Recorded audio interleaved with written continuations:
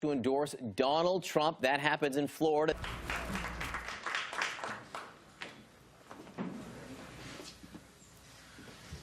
Well, thank you very much, ladies and gentlemen. It's a great honor. And last night's debate was fun. It was different.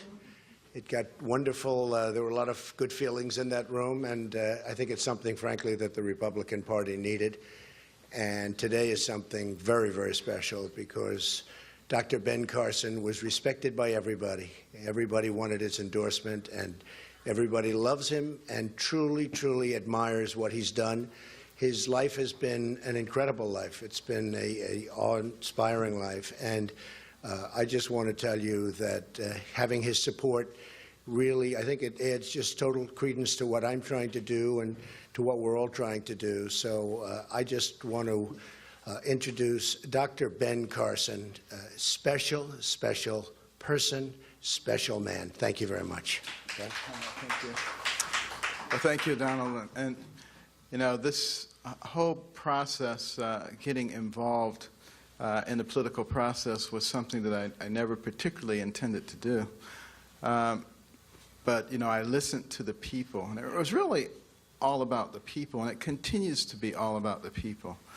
You know, it's not about the Republican Party or the Democratic Party. It's about the people of America. And what I have been seeing recently is political operatives and parties once again trying to assert themselves and trying to thwart the will of the people. I find that that is an extraordinarily dangerous place to be right now. And, you know, I want the voice of the people to be heard. I want the political process to play out in the way that it should play out. And, you know, I think the Republican Party particularly would be very wise not to adopt let's stop this guy and let's promote this guy policy, but rather start thinking about what are the things that are going to be helpful for America. Right now, you know, we're in a process of going off the deep end. We're going off the cliff. We're fiscally irresponsible. We're hating each other. We're destroying ourselves. A house divided against itself cannot stand. We're failing to take a leadership position on the world stage. Now, some people have said, well, why would you get behind a man like Donald Trump? I'll tell you why. First of all, I've come to know Donald Trump over the last few years. He is actually a very intelligent man who cares deeply about America. There are two different Donald Trumps. There's the one you see on the stage, and there's the one who's very cerebral, sits there and considers things very carefully. You can have a very good conversation with him. And that's the Donald Trump that you're going to start seeing more and more of right now. And some people said, but, well, you know, he said terrible things about you. How can you support him? Well, first of all, we buried the hatchet. That was political stuff. And, you know, that happens in American politics.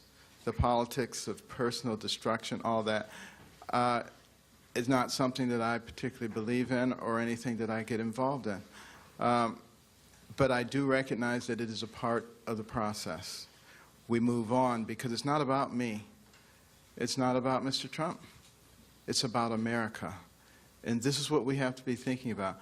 I have found in talking with him that you know, there's a lot more alignment, philosophically and spiritually, than I ever thought that there was. And he will speak to that. But, you know, that actually surprised me more than anything, because I do recognize how a person's image can be greatly distorted, having been the victim of that.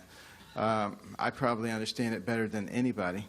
And I think as the American people who we are focusing on, as they begin to see the real individual there and those who are helping that individual, I think we're going to be comforted as a nation.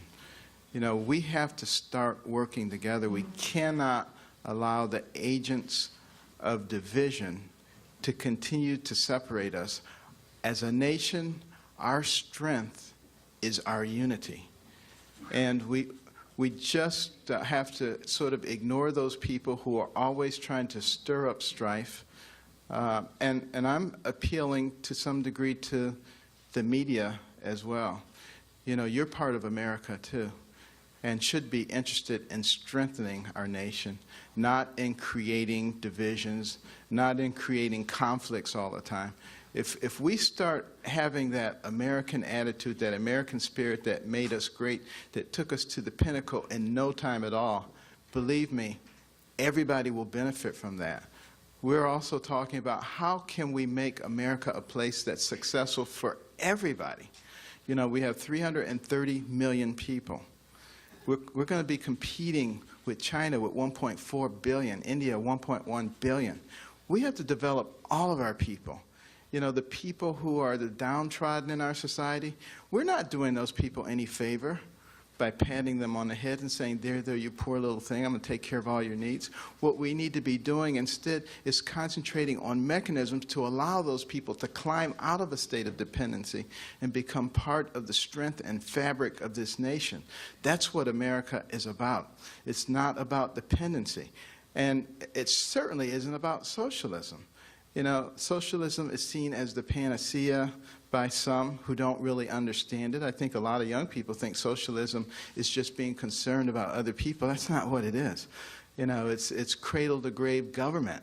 And you let them take care of you, but you give them all of your money, you give them control of your life. They all end up looking the same way, a small group of elites at the top controlling everything, a rapidly diminishing middle class, and a vastly expanded dependent class. That is not what made America great. Donald Trump talks a lot about making America great, but it's not just talk, he means it. I'm going to be helping him. Others are going to be helping him. You know, one of the things that I've discovered in this country is we have some incredibly smart people. None of us knows everything. But when we begin to use those smart people effectively to accomplish the goals of America, you're going to see us once again begin to ascend to the pinnacle, to a much higher pinnacle than we've ever achieved before, and that's where America should be. Thank you so much.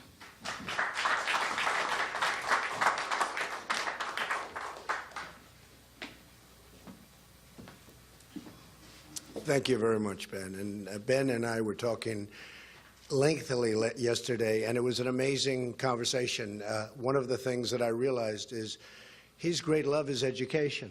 And he was telling me things about education, and it was so right on, and it was so good, and it's such an important element for our country. And I said, Ben, congratulations. You just have to get involved with us with education, because our educational system in the United States, as you've heard from my speeches, we're ranked at the bottom of the pack worldwide, and yet we spend the most money per pupil, by far the most money. It's not even close. Second doesn't even exist.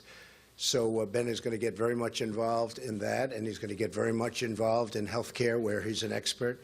And even during the debates, I'd always know Ben, when it came to health care and talking about health, Ben was in really a class by himself. So it's such an honor to have Ben. He's a friend. He's become a friend, and I really appreciate the endorsement, Ben. Thank you. Absolutely.